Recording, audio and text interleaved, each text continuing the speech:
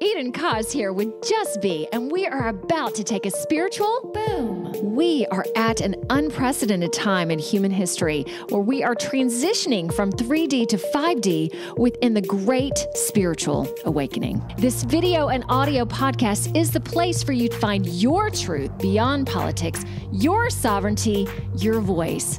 Let's kick up your vibration now. By the way, each episode ends with the Just Be practice to do just that. P.S. Just to know a little bit more about me, I'm a psychological empath, meditation master, dimensional healer, all the things to help you within this ascension.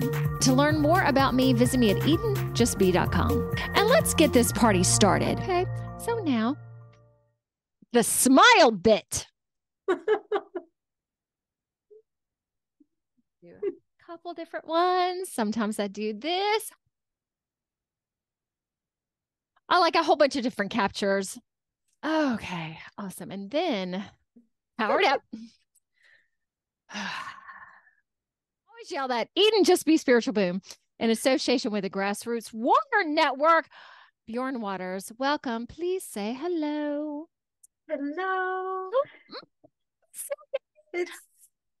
Yes. All right. So we know each other because we've been in a sacred economy together. I was thinking about 3 months. Do you think that's about right, Bjorn? That feels about right for you. Yeah, that feels about right. Oh, for me, because you've been in there longer. Yep. Yes. I'm coming upon a year. Almost. You're coming upon a year. Yeah. Okay. Yeah. And what is so neat with Bjorn, as y'all know, who listen and who've watched, have had several other kick butt guests who are also a part of our economy, which I'll go ahead and give a shout out to them. So Shannon Wallace, who detox specialist, Jenny Lyron, who is a starseed empower, who actually introduced me into all of this. And I share this because there's so many great people that I've met through this process, and I would call them friends at this point. Mm-hmm. Right. So Misty Flowers, who I deemed her as heart steward and human rights advocate, and Jason Valenti, who was awakened by Bigfoot. And now we have Bjorn. And interesting, Jennifer, who was on the show last week, actually Bjorn introduced me to her. Mm-hmm. And Bjorn was supposed to be on here before Jennifer. So Jennifer, who you guys will see, she is teaching people about her Angelic Earth Resonance. And Bjorn, you're one of her students. Is that correct? That's correct. Okay. I'm an apprentice. Yep. An apprentice. All right. Yep. So let me read your official bio. And I do want to add this. The world right now is a little cuckoo. And from what I understand, talking to one of my truther friends yesterday, that potentially 2024 is going to be even more cuckoo. Yet I just want to give a shout out to everyone who is really working on their vibration and really working to kick it up notches, not just notch a notch, but notches continuously. Yes. That for me, and you can go ahead and comment on this if you would like to as well. Every day, every week, things are getting better and better. So for those of us who are really working on ascending, even though parts of the world are getting nuttier, parts of our world is getting better and better. So this is kind of the big split going into 5D. Would you say that same thing is kind of happening your Absolutely. way? Yeah. Anybody who's really either been doing the work or doing the work now, I think can expect to, depending on where they're at in their process, they can expect things to get, I think, better in their world, or at least to the point where they're able to handle the kookiness better. Yes. And keep their vibration high regardless. Yeah. It's like you don't have to buy into it completely. And the more neutral you are, and it's really based on too, what you are bringing your awareness to and what you're bringing your attachment to. And if you are just going towards beauty and high vibration things, that's what's going to keep coming your way. So we will talk more about that today. Let me read your bio. Okay. Bjorn Waters just moved to Arizona. I'm going to include that in there. How many weeks have you been there now? I've been here since the 6th of October. So what's that? Okay. Yeah, almost 2 months. Okay. Almost 2 months. Month and a half. Yeah. Yeah. All right. A big move from state to state. She's a starseed who came here to transmute lower, denser energies, mission complete, life rearranged, and is currently helping to create a different love template of true unconditional love for all of humanity via a twin soul journey. She is a mental health therapist in recovery who offers quantum hypnosis and ascension coaching. As I stated before, she is currently apprenticing with Angelic Earth God, I cannot talk. Resonance. Today. Thank you. Okay, I do this sometimes and Okay. Yeah. Okay, to offer Kundalini Awakening Energy Healing sessions. Yes. Okay, and we've actually traded sessions, so I got to see you doing your quantum hypnosis in action. So we're going to talk about that too. First, as I like to typically do, I want to talk to you about this great awakening and how you started seeing all that was going on. Can you share that with us to begin with? Well, my awakening got jump started in 20, like so many people, by a really sort of seemingly out of the blue, shocking event that rocked my world, and started to systematically break down all of those aspects of my identity that I was attached to.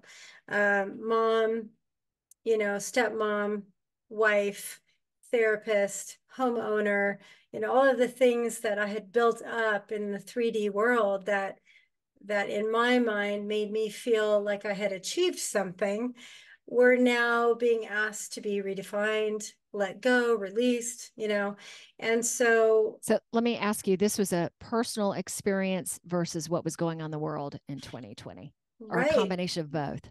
Well, right, as above, so below, as within, so without. So while everything was kind of heating up in 2020 with COVID and whatnot, things in my personal life were heating up to a point where something had to change. And I wasn't taking care of myself. I wasn't focusing on myself. I thought I was, I did all the self-care things that therapists know to do, but I wasn't really honoring my path. I wasn't following my path. I wasn't, I'm sure many of your listeners are aware of who Bashar is. Bashar's recipe for success is to follow your passion and excitement. And I wasn't doing that. Can you say who Bashar is in case people don't know? Yeah, sure. Daryl Anka channels Bashar. And I love Bashar because Bashar is to the point. There's a sense, they have a sense of humor, and they just kind of boil it down in a way that's easy to understand. So yeah, I wasn't doing that. I was doing what I thought was right, which was really my ego, saying be dutiful and be responsible. And not that that's wrong, but it was so much so lopsided in that direction that I was not honoring my heart and really allowing myself even to feel the wisdom coming through it. Looking back now in retrospect, I can see where I was not, and it was because I was holding on to what I had created because it gave me some sense of false security. So anyway, when all of that sort of got blown out of the water and I had to reinvent myself, it wasn't instant. It took 3 years. I'm 3 years in now. I'm finally to the point now where I'm beginning to get clear messages about what direction I'm going. But it's been 3 years of pretty intense healing work, surrendering, learning, and when you're, this whole thing got started, this whole awakening process got started in 2012. So I was behind the curveball, right? So, or behind the curve. So I have been healing and learning like intensely for 3 years. And I moved. So you and I are on the same track, like in the world and personally 3 years ago, like everything needed to change, or it did change. Yeah. How have you grappled with it? How have you worked with it in terms of you changing your entire identities? Yeah. How did you go along that process? I'm not sure, you know, looking back, You just did it. I grieved, I cried, I meditated, I got in touch with nature. I stopped putting pressure on myself. I mean, for the first year after everything blew up, I was working two jobs, and uh, renovating a house and getting it ready to sell. And, you know, I was doing a lot. Um, but after the house sold and after that, my job disappeared, and we can get into that a little bit later. Um, I was really in this place of asking myself, what do I want to do? What do I feel called to do? And what do I absolutely not want to do anymore? And I think through that sort of going within and that inquiry, um, I started to identify the things that I no longer resonated with. And I started, it's a really hard question to answer. I don't know how I got here, but I feel more balanced and more poised and more grounded than I have ever. Um, I still have moments of grief and sadness because, you know, these things heal in layers. But for the most part, I have great days now and I look forward to things that are coming my way. So, whoever is just on the beginning, you know, just beginning on that journey of awakening, I just say stick with it because it gets way better. It sure does. And when you're in the middle of it, it does feel like hell. Especially like for me, it's this will be my fourth round of holidays where my life is completely different. Yeah. And the holidays are always challenging because that really shows you relationships have changed and maybe things you've been used to doing for years upon end are completely different.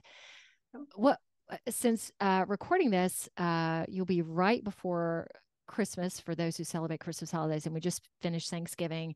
How did you do it differently this year, and how for Thanksgiving and for the Christmas holidays, not knowing what you celebrate or what you're attached to, or I don't even know, attached Yeah, is not that's the right okay. word. You know, that's interesting. That's an interesting question because I let go of identifying with the holidays many, many years ago. I've Good always for you. been a winter solstice celebrator. You know, I tend to go with the seasons. Thanksgiving, um, after after everything flipped upside down and I had my tower moment, you know, in the tarot, um, I stopped decorating. I stopped acknowledging the holidays. Um, it was so hard to get through the holidays without the people who are close to me being there. And so I think for a while, I just tried to get kind of not think about it. Of course, when the day comes, it's pretty hard not to think about it. This year's different because I moved to Arizona. My folks live about 3 hours away, and my commitment right now is to be there for them. My dad is 87. My mom is 85. I think my dad's about to be 88. Anyway, they are struggling with some health complications and dementia. And so my commitment is to be there for them. So for Thanksgiving, I went down and I cooked them a Thanksgiving meal and we enjoyed it. And actually, it was maybe the first Thanksgiving in 3 solid years, yeah, that I've actually enjoyed. So very different though, very different. You know, it used to be that I had a husband and I had a child and I had stepchildren and yeah, so Woo! Were your parents, knowing that you said dementia, were they how aware were they of you being there? yeah. Dementia is so interesting. I'm learning so much about it. I believe they suffer from vascular dementia. My mom suffered a stroke, or maybe even a few mini strokes. My dad's had several heart attacks and heart issues, I should say. Um, and so every day is different. They're on a scale from 1 to 10, 10 being like they're completely unaware and they're stuck in emotionality and not able to, like, their brains just aren't functioning well at all. I would say they're anywhere from like a 3 to a 6, depending on the day, depending on whether they got rest the night before, depending on all kinds of things, right? But it's so sweet. I have to say, it's what I'm noticing is that dementia has softened my parents.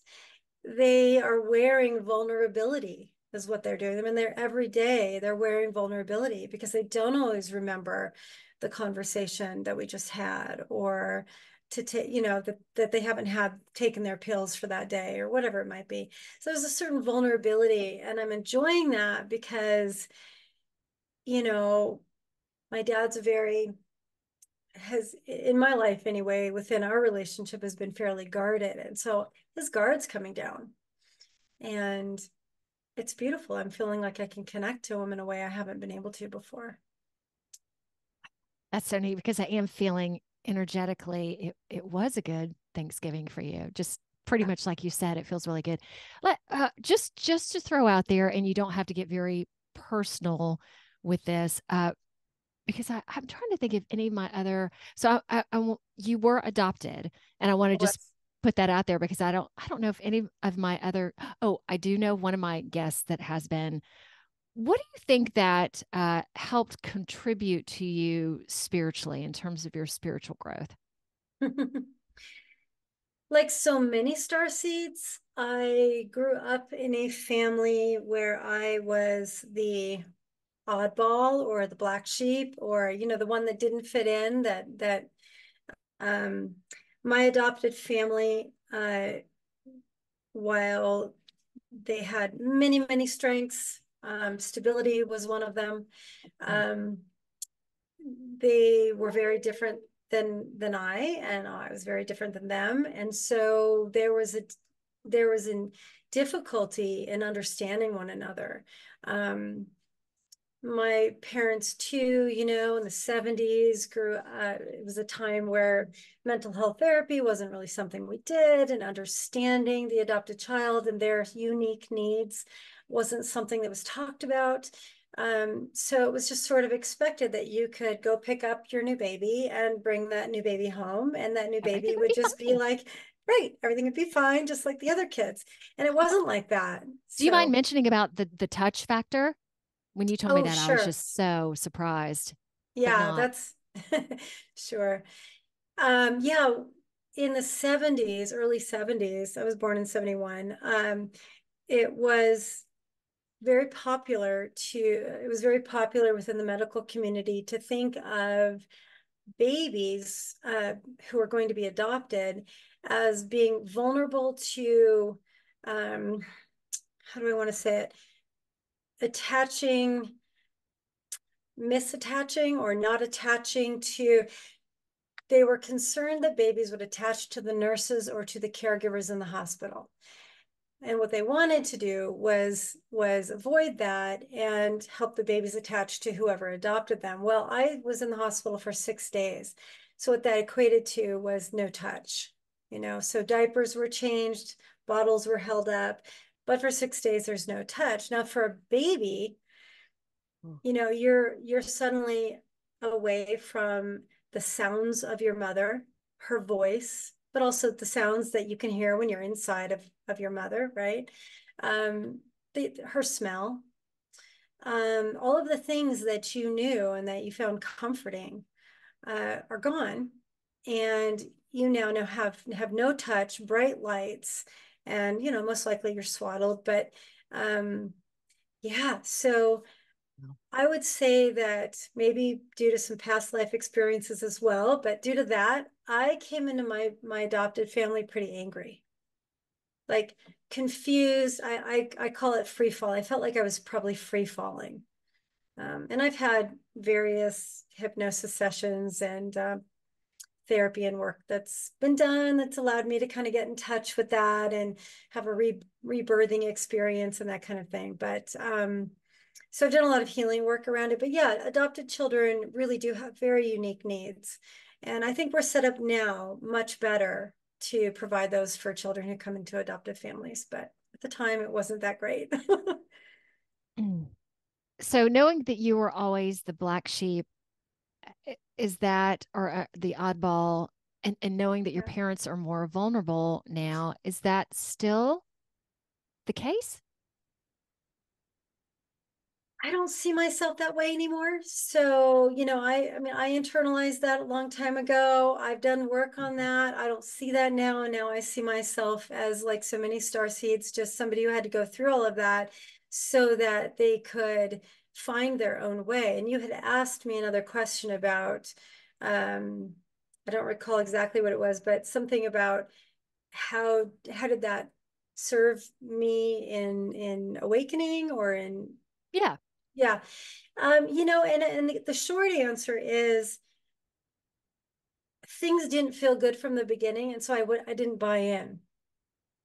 So I was an independent thinker at a very young age. I remember lying in bed, and I had insomnia as a child, and I remember thinking, I was raised Catholic, and I was told, what the Catholics believe, and I remember thinking, no, no, that's not. No Catholicism. No. Yeah, no, no, I don't cease to exist. I live forever. And I remember knowing that at a very young age. Um, so it helped me to develop my own way of seeing the world and not be so susceptible or vulnerable to groupthink and, that kind of thing.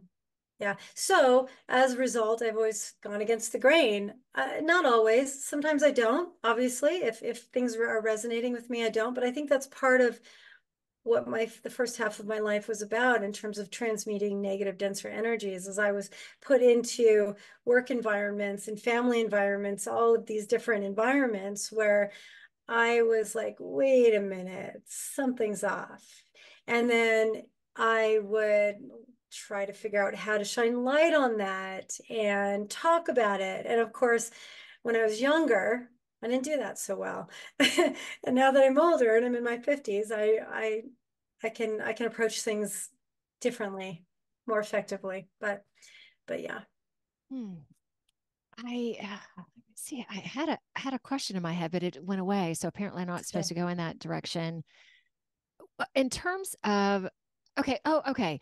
How, knowing that you were a mental health therapist, have Mhm. you always had a spiritual side to you, or did that come, and knowing that you're doing, quantum hypnosis right now and you're apprenticing with the earth resonance, when did the more spiritual aspect come to be? Hmm. When I was young, I could sense other, I could sense other spirits or other presence. Um, I didn't know what to make of it. I didn't have a vocabulary for it. I didn't have, you know, the guiding support I needed to really understand what was going on. Yeah. Um, but, I was the kid who was absolutely convinced that there were monsters under my bed and in my closet. And, 1 o'clock in the morning, I'd be screaming, "Mom, Dad!" And they'd come in and they'd open the door and they'd turn on the lights and they'd do their check. And I don't know. I think that's when I first felt different, really different. Like I don't know why I could sense things around me, but I could. And whether there were actual monsters or negative entities, in my room, I don't know. Given some of the past lives I think I've lived, I wouldn't be surprised. Um, but gosh, I would say that in my 20s is when I began to flourish spiritually and I began to really embrace that aspect of me. And let's face it, we're all spiritual beings, right? We're just here having a Mhm. human existence. So I started learning about tarot and astrology and tuning into my intuition. And then the weirdest thing happened once I had my daughter and I started stepping into those identities that I talked about earlier. Yeah. That awareness took a back seat. And it was just about, paying the bills and meeting my daughter's needs and, you know, functioning in the 3D life we were living in. And so through this the last 3 years, I've now come back to it. I've now come back to who I know I am and who I know I am to be. And it's still unfolding, but I'm so not attached to identities anymore. So, in discovering that and starting to come into it into your 20s, and it is so funny, Bjorn, I have to say, I've talked about this before. Yet when I was 9, same thing. I suddenly couldn't sleep in my room at night. This went on for like 2 years. Didn't know until later in my 20s that there was a spirit in the hall that would basically just sit there and look at me. And my parents basically said, "You cannot sleep in our room. You're 9 years old." So I didn't know what it was. It was just a feeling. I Right. couldn't articulate it. I couldn't explain it. It would have been so wonderful if someone was there to go, "Hey, this is what's going on." And when I started doing deep meditation work, that's when I suddenly saw it. And I'm like, oh my gosh, that's why I was so fearful. And like down south, we didn't have air conditioning in my house. Most of my other friends did. So you couldn't shut the door because the ceiling fan was in the hallway. So my bed was here, a window was here. I started sleeping on the floor on some pillows. So I couldn't see the hallway. And that's one of the reasons too. Helping kids and, if they see monsters in the hall or if they're having problems, it is not that you're having problems that you need to shut these things down. You and I have a lot of similarities. Yeah. So in terms of starting that in your 20s, and let's say not shutting it down but backing off from it, and then the past 3 years coming back into it, what was that like? Hmm. Gosh, I think with everything in my world exploding and changing so fast, Mm-hmm. I had to, it was what I could hold on to. Like, what do I know to be true for me? And it's that I know there's so much more. I know there's so much more. And it was a coming home to myself. It felt good. I mean, amidst all of the grief and the releasing and you know, um, the trauma, the healing from trauma, aside from all of that, there was a coming home. And I got to the point where, aside from working, I just wanted to be with myself. I just wanted to be in my bed with myself, with my dog, with my cat, just feeling, just feeling my feelings, thinking my thoughts, being with myself. Um, and I began to hear more guidance as the healing went on. So, So how did you yeah, know to do that? Were you just I driven don't know. towards it? I You just think depression took me there. I was knocked on my arse, and so well, I'll tell you what, I'd always battled with depression, not major depression. I would describe myself as, historically pretty dysthymic, like kind of low grade depression. And different things would trigger it more. Um, During those times when it was triggered and I was feeling really melancholy, what I had learned about myself was that being with it and embracing it was the quickest way to get through it. So I let myself feel it. And, despite other people's judgments about me, because there's always that, that sort of buck up and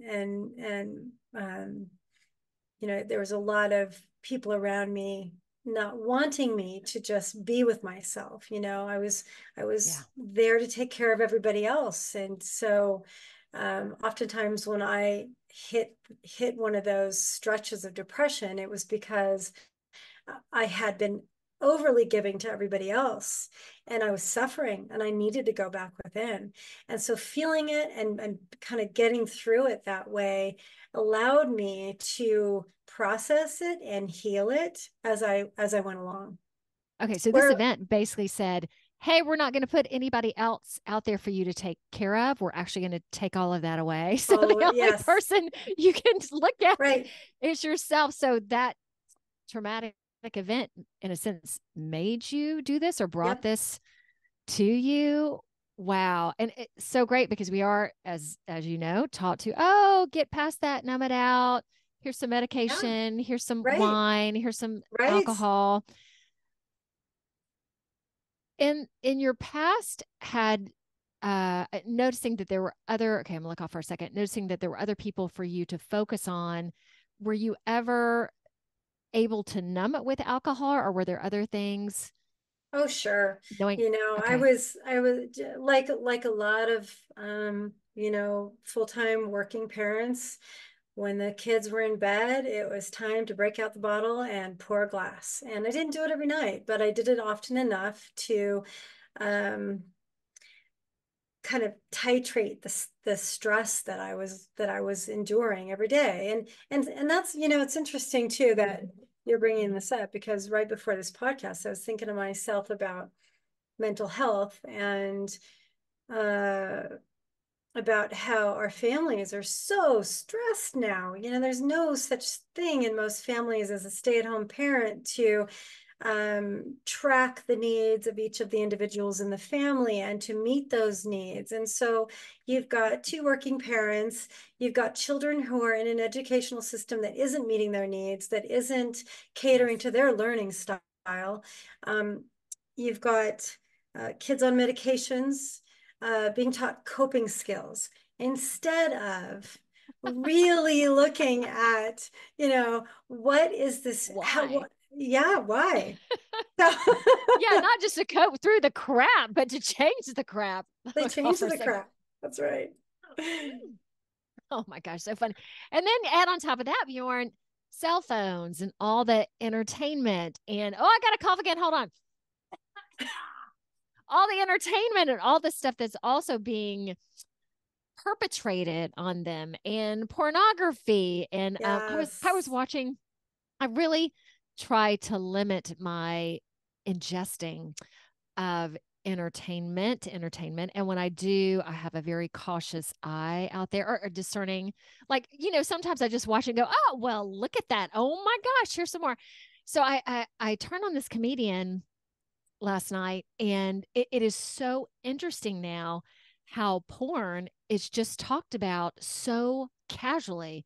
I mean, this guy was probably in his late 20s, and throwing out these sites, and everybody in the audience was laughing like they knew what it was. And I'm sitting there going, oh, look how this is purposely casual now, how we can just talk about it and laugh about it, and it's in everyone's phone, on their TV. And he was talking about, oh, you men, this, and all the men were just laughing. And I was just sitting there going, oh my gracious. Right.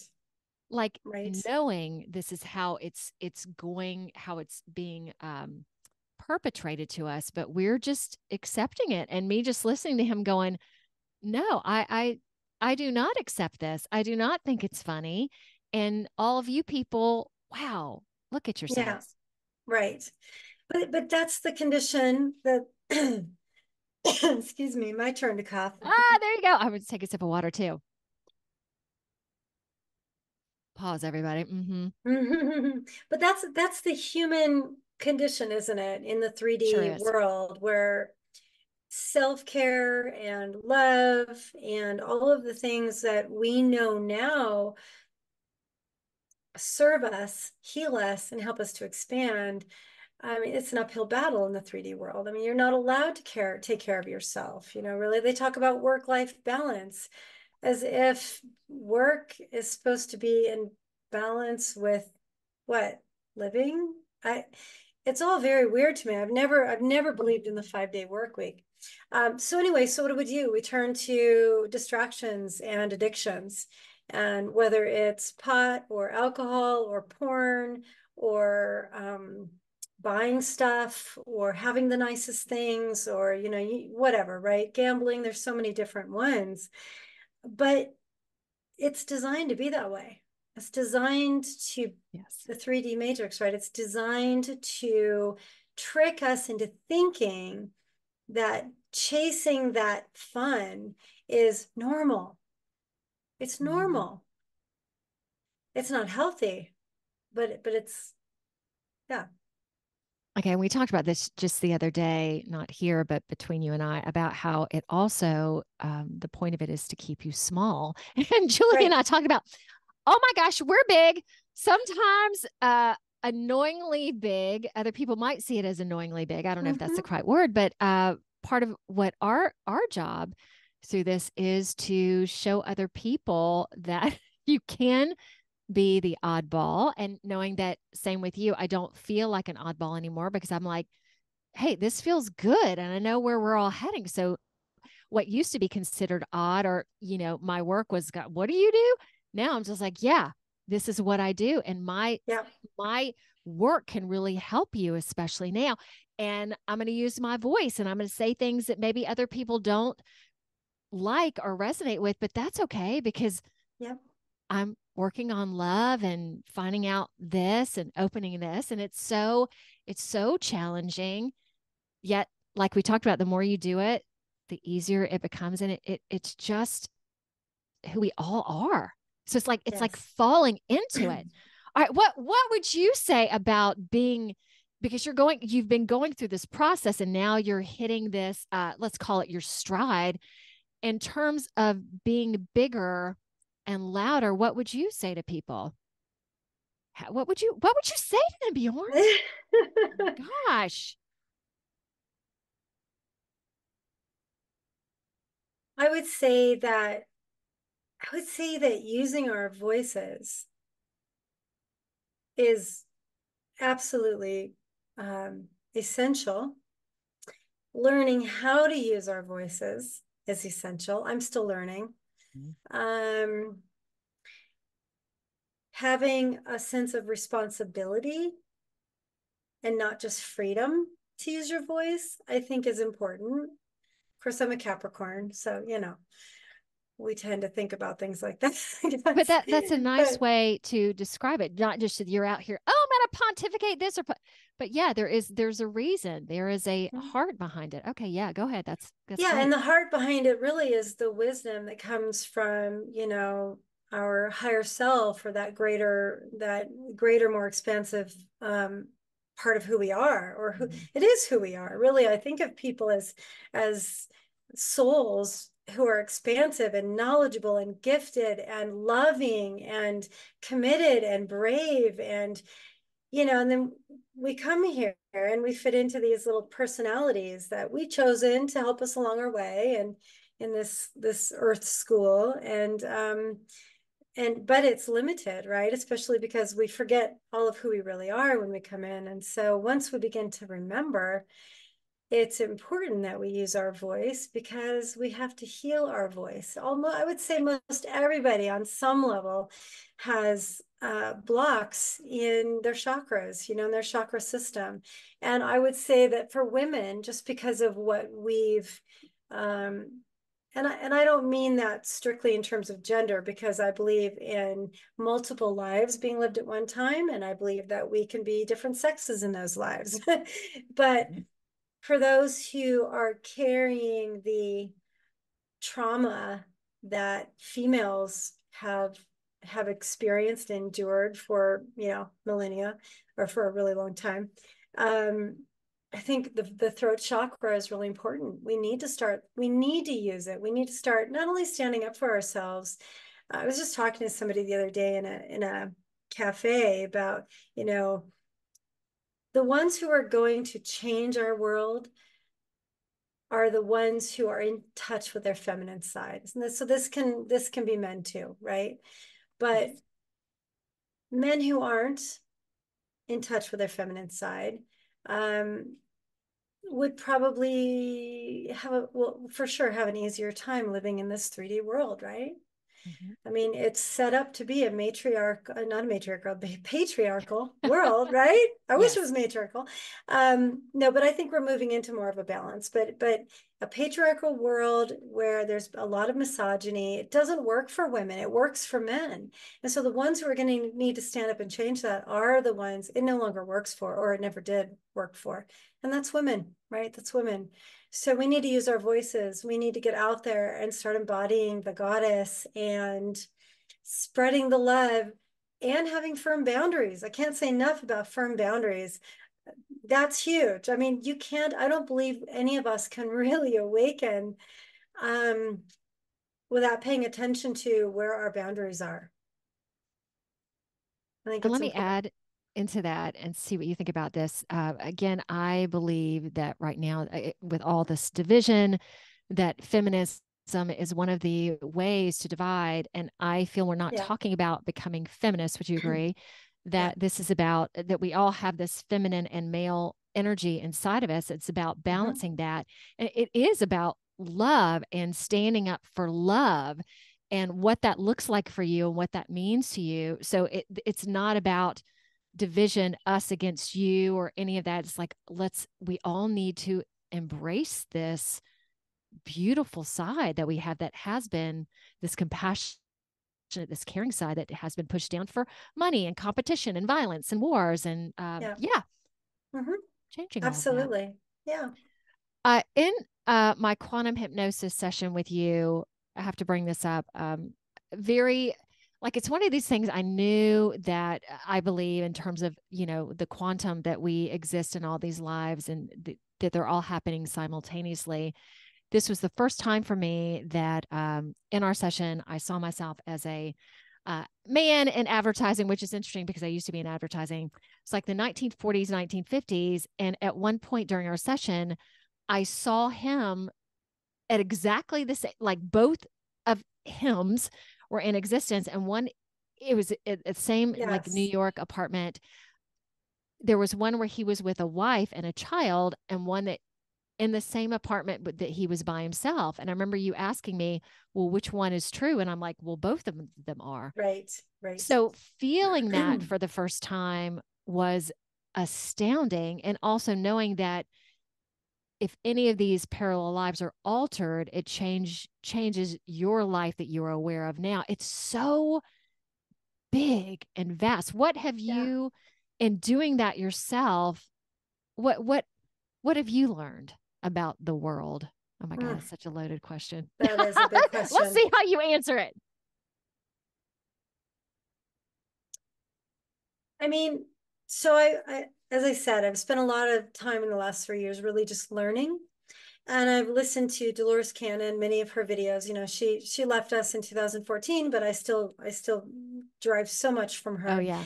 One of the things she said is that when we come to a choice point in our life, uh, maybe it's to take this job or to take that job, or maybe it's to marry this person and or have children or whatever.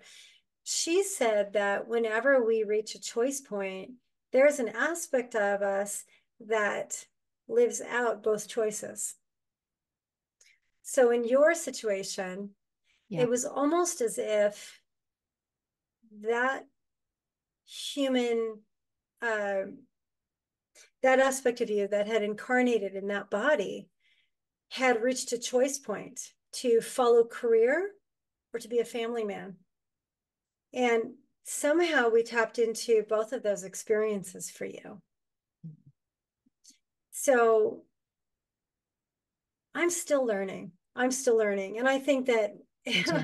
I think that there's just so much to learn, and our little human brains just can't really, I mean, some of us are more gifted than others. I would not put myself in that category.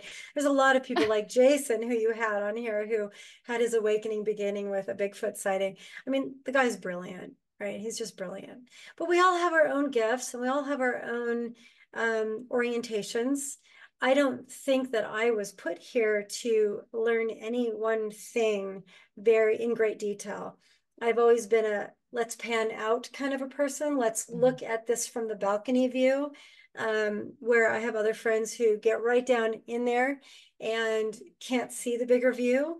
And likewise, me being more oriented in that sort of bigger view way, I don't always get the details, and I need help with that. You know, technical stuff would be an example. Jason is hugely helpful to me. But yeah, we all carry a key. We all carry what what we came here to carry and to know and to experience and to share and to spread around, right? So there's so much to know. There's so much to know. And I want to believe that that bigger, expansive part of myself knows it. But boy, I was talking to another friend who is a light worker. She does a lot of work in her sleep. She's a grid worker. And she's not allowed to know a lot of things about the different aspects of herself. She's allowed to know so much. So interesting. She's protected from it because her work is really happening mostly while she's sleeping. And she does a lot of things during the day too. But what happens when she's doing her work is she's going through really awful traumatic things that wouldn't be healthy for her human mind to remember. So her memory's swept. So she can come back down after she wakes up and carry on with her human life. And she's, you know, it's a huge mission that she took on. And we all took on different missions, some bigger than others, but yeah. So anyway, there's so much to know. I don't even know how we could wrap our heads around it. I hope one day we all kind of can easily tap into the collective consciousness and access anything and everything whenever we need it. But yes. And this grid worker, she apparently knows that this is what's going on. Like she's aware. Oh, wow. Yes. That's so neat. Yes. And we're going to start with the Just Be practice in just a second. Yet I do, in terms of your quantum hypnosis, tell me if this is correct, that you had worked on with Dolores Cannon's methodology, yet in what you're doing now, kind of blending everything into your own methodology, I guess you'd call it that, or just blending everything together, go, oh, here's the way I offer it. Yeah. You know, it wasn't a conscious blending. It was more like it just took on a life of its own. My particular skill set, I'm an incredibly sensitive person, and I can pick up on a lot of things, energies, and I get ideas in my head that just sort of come out of nowhere. So I followed that, and as such, it just took on a life of its own. So I no longer say that I do QHHT, because I don't do QHHT. I have my own thing that's sort of developed organically, and that's what I offer. And part of that is because everybody's so different. You know, some people want to come in and they have very specific questions. You had very specific questions. Dolores's modality, or the way she designed her modality, is she designed it to have a therapeutic component, so the whole session starts with a very comprehensive what's the word? Like discussion interview. Right. Yeah. Tell me about your life. Tell me about, your family, the major players in your life, patterns, dynamics, yada, yada. Health stuff, what's going on physically, what's going on mentally. I mean, it's supposed to be very comprehensive. And then you go in and you address it all. Once you get to the point where you can make contact with that person's higher self or monad or whatever you want to call it. And so if somebody really wants QHHT, I mean, I'm trained to do that, but it isn't what I feel like I'm called to do. I'm sort of my foundation, but I do my own thing. So, well, and that was interesting because I've met other QHHT practitioners, yet I was drawn to you, and considering that we're in a sacred economy together too, because it's really interesting that I didn't need all of that, because I've been working, working on, I know a lot of this stuff, so I had very specific questions, and I do want to let the audience know, because I haven't really talked about this. One of the things that Bjorn and I discovered was I had a clear idea or a feeling that there had been some abduction or something that had happened to me. Yes. It didn't feel normal or like other people have talked about theirs. Mine turned out to be this advertising guy was he was like walking, it was either Chicago or New York, like walking, and this alien beast basically pointed at him, drew him up, and he didn't go back to his human life again, but was just taunted in these different scenarios.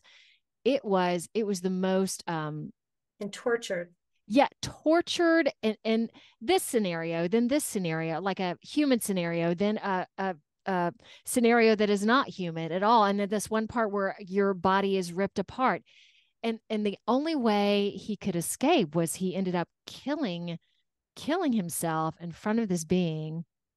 It was pretty intense. So it Very. explained a lot, and I also just want to communicate to everybody. Everything that I talk about in every podcast, there's always more. There's always, you think in terms of the galaxy, and there's just always more that I learn every week. And I don't know exactly who this being was, but I'm pretty sure I've researched the what he was like, and say it was a very male energetic being. So yeah, it is so interesting how multifaceted we are, how many experiences that we've had, Yes. and this being a matrix, and it's also complex and also fun and also perfect and also hard. Anything you want to add to that? Wow. I mean, it's Earth School, right? It wasn't we came Oh, here knowing that shoot. we weren't going to have it easy. So I mean, when you think about that, when you think about that, every single Right. human being on this planet, even if we would label them as not awake, are super Oh, good courageous point. and Great super point. powerful. Yeah, I really, I really want to get away from dualistic thinking, and it's hard because Right. you've got people walking around who are aware of a lot of things. You've got Mhm. people walking around who aren't aware of a lot of things, and we interface, and so contention happens. But the reality, as I see it, is that we're all on our own journeys and we're all exactly where we need to be. And there's no competition and there's no timeline that where it has to happen. And so it's really an exercise in radical acceptance. Like, this is the human condition, right? And we're all so different. And yet we are being asked to love one another no matter what. We sure are. And that we're all from source. We're all from God, even those that don't seem like it. And again, this division of good and bad, it's all okay. Yeah, it It's is. It okay. really is. And it all serves a purpose. So yeah, it's more than okay. It's necessary. Very nice. Okay, I think that's a perfect lead in to the practice. What do you have for us Just today? be Okay. practice. Well, one of the things I've been doing in our sacred economy group is something I call dream work. There's so many different ways to work with your dreams, to expand them, to get more in touch with them, to identify them.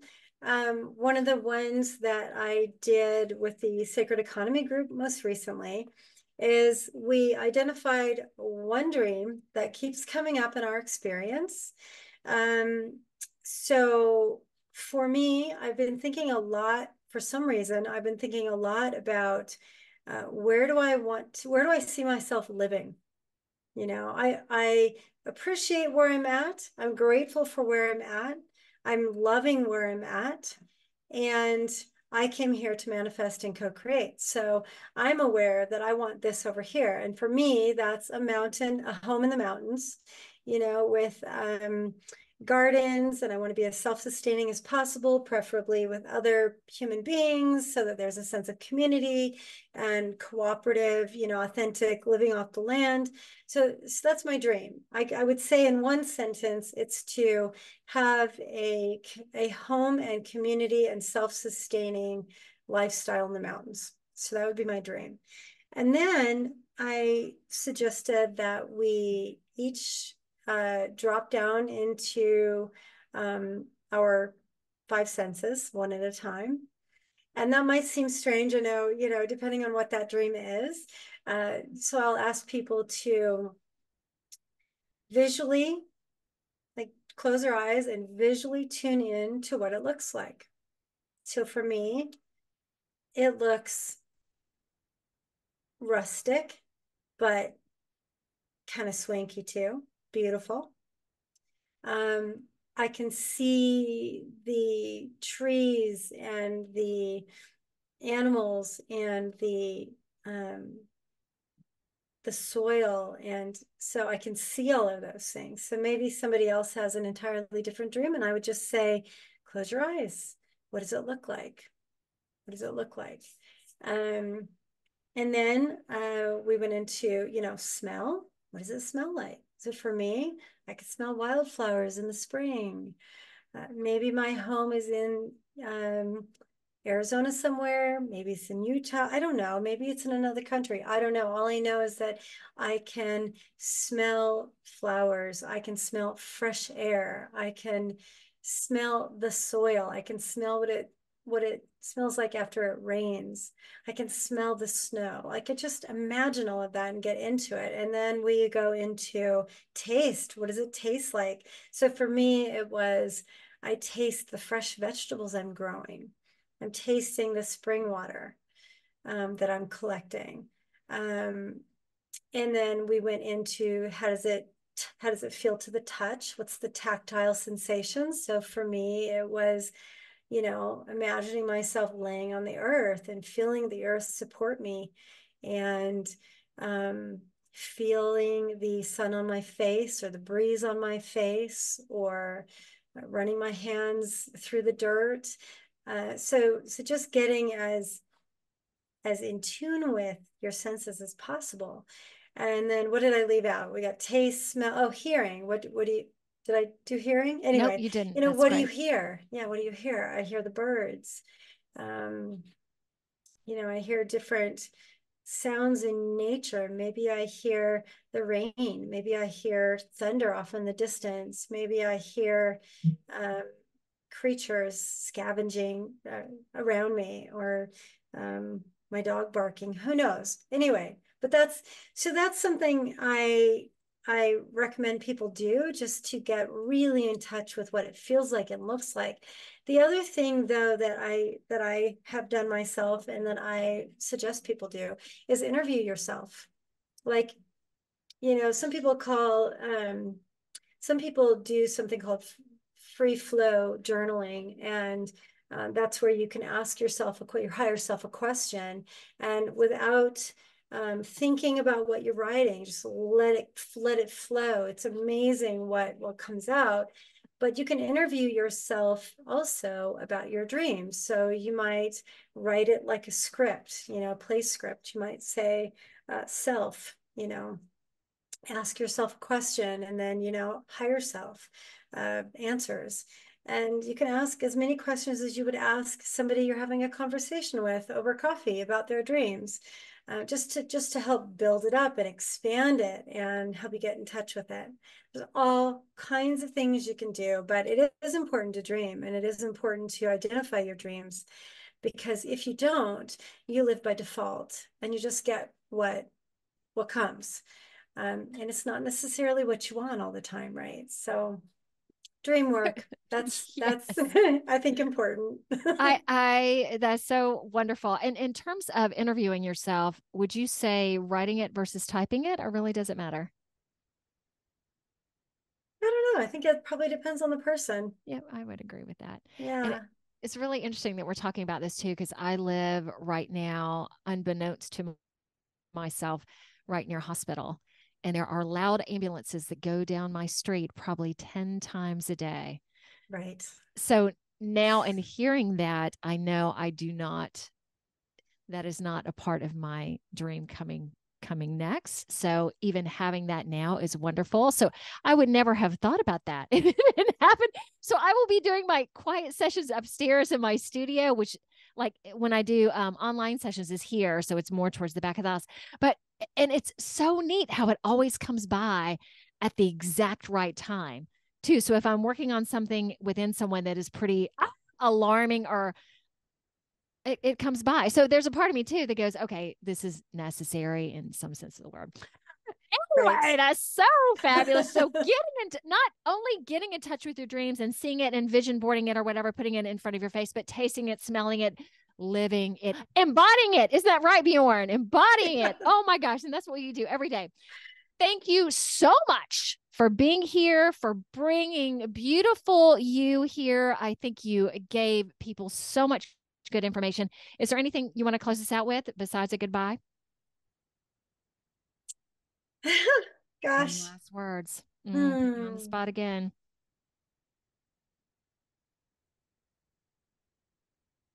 If you, you know what? Here's what I would leave everybody with.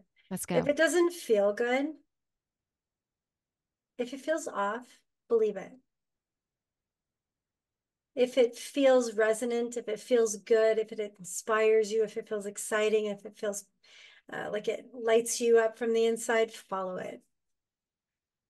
And if it doesn't, don't. Okay, those are good words for you to follow right now, too. Yeah, me too. And Absolutely. me too. All right, everybody, over and out. Okay, I do this occasionally, as you guys know. Bjorn and I were just talking offline, and she just said something really impactful, and I want to share it with you guys. In talking about your job as a mental health therapist and saying that the whole shame model of that, and because there are many Western challenge, well, not just Western challenges within that. What is one of the biggest things that you want to state about that? Yeah. The mental health system, much like our educational system, is uh, not comprehensive enough. It can be incredibly shaming. Um, you know, when a child, I worked with families, I worked with children, I worked with parents, I've worked with individuals, but when I worked with families, um, and this also comes back to sort of my own childhood. I was the problem child. So in the mental health field, we call that the identified patient. So when a family says this child's behavior is not acceptable, fix them, what the family's really doing is saying the child's the problem. Mm-hmm. And I'm a systems therapist, and we don't believe that it's ever one person. It's the entire system. What's going on with the entire system? Um, but if we can't get the families involved to really make those paradigm shifts and put their skin in the game, then the focus becomes teaching the child to cope. And oftentimes that includes medication. Um, in order to be medicated, you have to be labeled with a psychiatric disorder, right? Right. And psychiatric disorders, although they're really intended to be a way to communicate about a set of symptoms, it ends up being a label that creates a lot of shame and a feeling or sense of brokenness. Um, the way I prefer to look at it is it's not mental illness. That terminology to me is very shaming. It's mental health, and we all have to pay attention to our mental health. Some of us might have brain chemistry that needs to be balanced. But it's no different than anything else in our physical system that might need attention, right? What the mental health system doesn't do is it doesn't look at nutrition. It doesn't look at um, it doesn't look at all kinds of things that it should look at. Nutrition being one of them. I mean, we go straight to the medication, the Adderall and the Prozac and that kind of stuff, when most of the brain imbalances that we see really can be corrected with the correct nutrition. Now, I understand why. I understand that families are stressed and parents are stretched and they can't or don't or aren't aware of the type of nutrition that needs to be provided. And that goes back to an entire breakdown in our food supply and all of that. We could get into Monsanto and there's so many layers to it. Yeah. But so I just want to say that the mental health system as it is not comprehensive enough. It is a sick model. It's not a wellness model. And it sets people up for a dependency on the system. In a sense of like, I can't do it on my own. I need to depend on a therapist or medication. And I'm not saying therapists are not helpful. They can be, absolutely. The right therapist, right? But it's not that simple. There's just so much to it. So that's why I say I'm in recovery. I used to be one that would look at a situation and go, okay, this child is really having a hard time in school because the school doesn't cater to their learning style. This child isn't getting support at home. This child's behaviors, because of the school situation, shows up at home. The parents aren't able to deal with it because they're lost in addiction issues.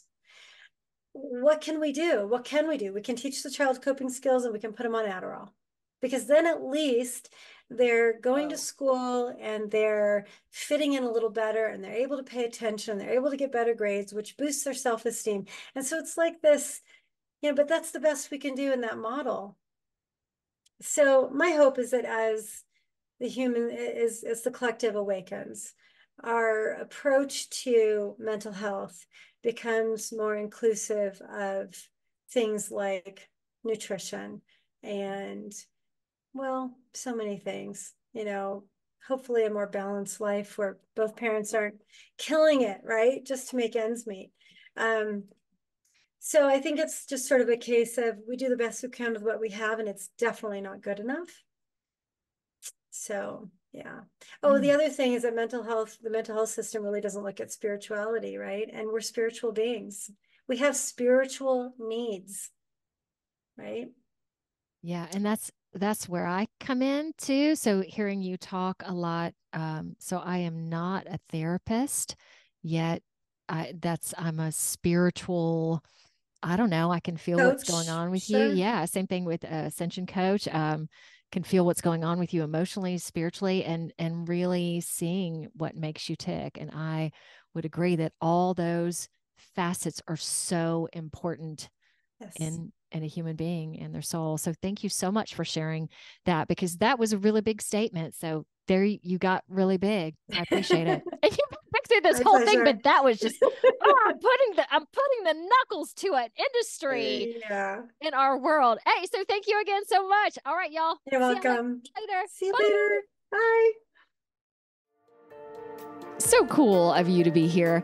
I went from being off most social media to being on Facebook, Instagram, LinkedIn, Truth Social, and you might be watching this on YouTube, Rumble, or BitChute. Or you might be listening to this on Apple Podcasts, Google Podcasts. I'm on over 19 directories at this point. So connect, comment, subscribe, like. Oh, and my intention is to have a new episode out Wednesday of each week. Oh, Lordy, more to come.